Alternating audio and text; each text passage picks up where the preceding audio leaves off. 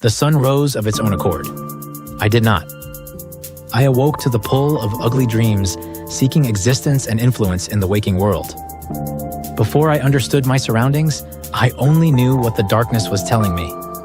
I should be afraid, and I am better off alone. No heart needs to be burdened by the selfish sneaks of monsters who feed on human hurting. The words were loud. I cried a silent scream against their aggressive decibels and focused my eyes around a room that thankfully did not bear fruit of such curses. Then came smells. They soothed me to the memory of how I was on a couch covered by well-made blankets. I had met a dude skating. This was his home. I had crashed. I did not need to run. I was amongst friends. Then I heard the music. It was Coltrane chopping tailored cuts of saxophone through loose-fitting piano and drums. Backing it up was a smell of bacon and sweet burning coming from the kitchen. I got up and went in. Tony's father was pumping the fry pan over a flame. Greetings, my valued guest. Clinton said with deep, smooth vibrations in his voice while pro-chefing his movements around the kitchen. Good morning, I responded.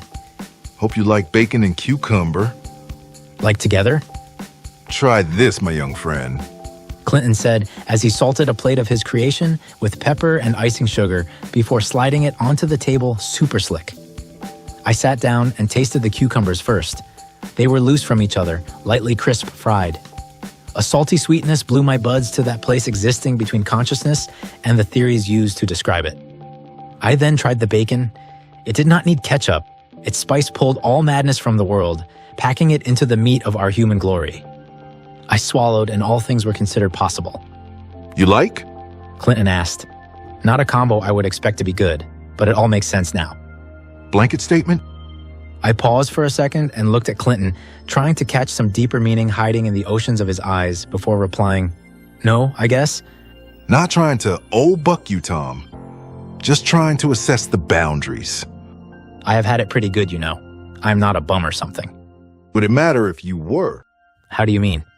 I mean, you are in my kitchen wearing the look of a young man wrapping his tattered conflicts in clothes he is not proud to wear. I still don't get where you are going with those words. Boy, our civilization was built on the street. There is no shame in taking it back there. That again sounds like something from the 80s, I replied. Yes, man, I can dig it. Clinton laughed on the sarcasm strong. I drank some juice and savored the rest of the meal and conversation.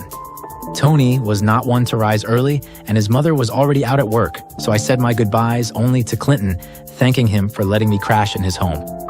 He wished me well and told me, anytime, in his language of metaphor. He shook my hand and then I was out. For some reason, when I hit the street-side sun, I felt the need to shower off the genuine hospitality that was lingering. Inherent need to question validity was growing. I hated the habit. Maybe that was what I really wanted to be washed clean of. Either way, once my wheels touched ground and I no-complied a curb, focus was back where it needed to be. So I smiled crooked as the great ball of fire in the sky was east and rising.